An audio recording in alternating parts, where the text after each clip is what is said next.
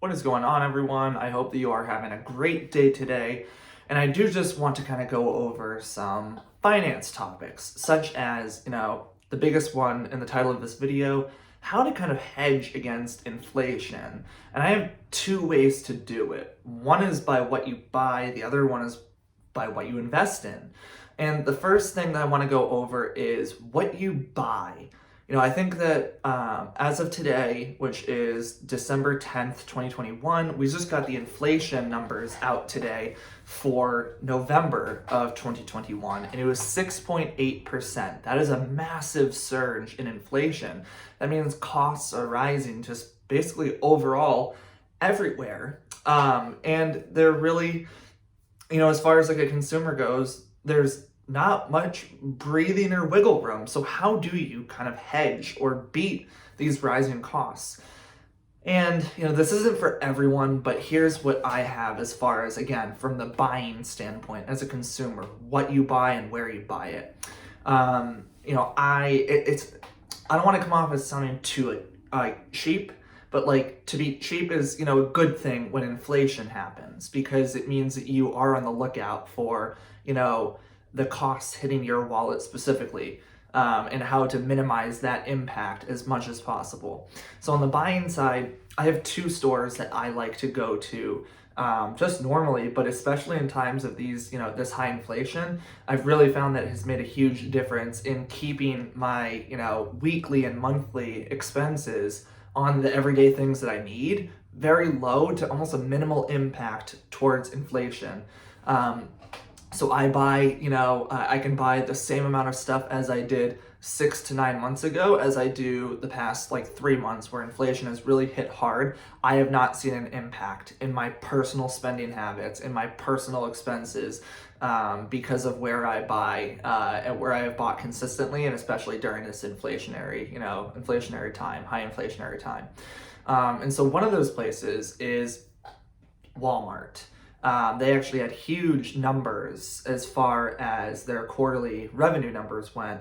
And it's because they made it an emphasis and made a point to make sure that they wrote in their, quarterly numbers that they did not raise prices on a lot of stuff when prices were raised on them for their stuff. Typically a retailer passes on those costs to the consumer.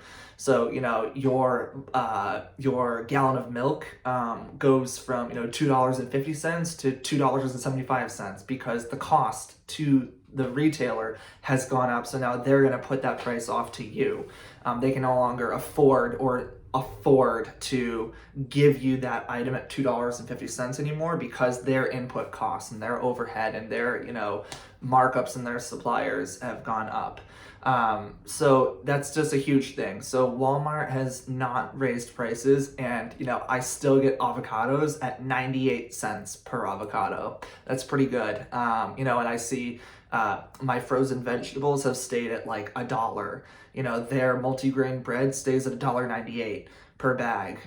Their yogurt, their Greek yogurt, their regular yogurt stays at 32 cents, 64 cents, respectively.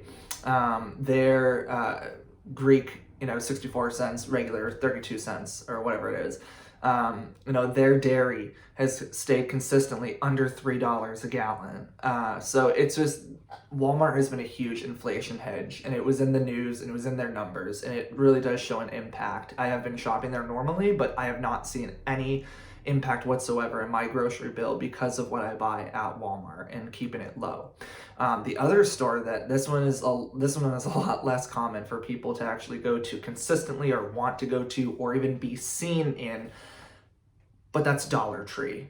I do go to the dollar store. I consistently go there for my, Reynolds wrap foil, for my Glad trash bags, for my Cheez-Its, for my Snap, whatever it might be, for my Dove bar soap. They have brand name stuff all at $1. Now, recently they did make news, all over the world, and kind of mockingly so, because their prices are going to go from $1 to $1.25, because they have been hit so hard with the whole cargo ship thing on the West Coast, getting containers, getting inventory into their stores, trying to keep associates. It's like a service level, industry job, where it could be comparable to the turnover of like a waiter or a waitress. No one wants to work at a dollar store, so they have to increase, employee pricing, employee, labor costs. So that's another one that I do go to, the dollar store. And obviously, I've had it pretty well for, the last few years of shopping there, where things have been only $1, and now of course they're going up to like $1.25 for some things. So that's no big deal though, honestly. Like a 25%, increase in costs, $1 to $1.25. It's not like it's going from $1 to $5, like a Five Below or something like that, which I don't even think is actually $5 and below anymore. It's so expensive there too. Expensive. Price have gone up. So anyway, those are the two stores. And then on the investing side, I really took this advice from downtown Josh Brown, who is on the Halftime Report, and he's the CEO of Ritholtz Wealth Management. He's been adamant in saying that the only way to really hedge against inflation is by buying individual stocks. So that's what I do too. That's me personally. That's not his advice or not like my advice either. It's just me, what I do to hedge inflation is when I see that costs are rising, and that, the manufacturers and the companies and the retailers are all increasing their costs, they're going to then reap that reward, so that way they're impacted as minimal as possible in inflation. And when it comes time to like high inflation, because they all want numbers and returns and, profits and whatnot too. So if you go after their profits, then you'll see a rise too, and that'll hedge, or that'll go against inflation. So anyway, this is a quick video about like where I buy to kind of hedge against inflation, and then what do I invest in, and that's just in general, just individual stocks. Maybe like more dividend paying stocks than dividend paying stocks. So I get like some type of cash flow too, but typically non-dividend stocks produce more growth and more numbers, and give higher returns. So I'm in a mix. Anyway, all right, hope you guys enjoyed this video, and I'll see you soon.